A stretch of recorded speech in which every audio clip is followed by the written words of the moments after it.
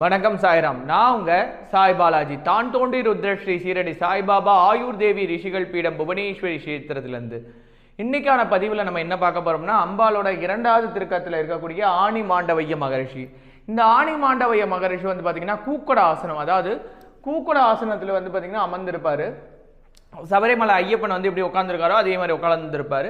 இவரோட தன்மை என்னன்னா, குழந்தை பாக்கியம், குழந்தைகளுக்கு சம்பந்தப்பட்ட ஏதேனும் பிரச்சனைகள் இருந்தா, குழந்தைகளுக்கு ஏற்படக்கூடிய திஷ்டி தோஷம், குழந்தைகள் வந்து பார்த்தீங்கன்னா சரி வேற படிக்கல, குழந்தைகள் நோய்வாய்ப்படுறாங்க, இந்த மாதிரி குழந்தை ரிலேட்டட்ல எந்த மாதிரி ப்ராப்ளமா இருந்தாலும் இங்க இருக்கக்கூடிய அந்த ஆணி மாண்டவைய மகரிஷி 2 அப்படின்றது சந்திரனை குறிக்கும்.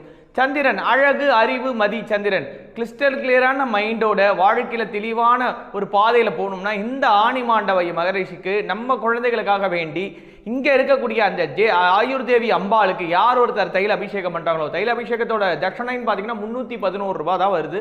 ஸோ உங்க குழந்தைகளுக்காக மனதார வேண்டி அந்த அபிஷேகத்தை பண்ணி அந்த குழந்தைக்கு உச்சந்தலையிலையும் நாபிக்கம்னு சொல்லக்கூடிய தொப்புள் பகுதியில் நித்தபடி நம்ம வச்சுக்கிட்டு வர குழந்தைகளுக்கு ஏற்படக்கூடிய எப்பேற்பட்ட துன்ப துயரங்கள்ல இருந்து விமோசனமும் நல்ல அறிவும் ஆற்றலும் பெருகக்கூடிய ஒரு அரிய வாய்ப்பு இருக்கு. ஸோ மகரிஷிகள் கொடுக்கப்படுற எல்லா விஷயமும் நம்ம வாழ்க்கையை மாற்றி அமைக்கக்கூடியது. ஸோ ஆலயத்துக்கு வாங்க, அம்பாளுக்கு தைல அபிஷேகம் பண்ணுங்க, வாழ்க்கையை வளமாக்குங்க. நன்றி, வணக்கம்.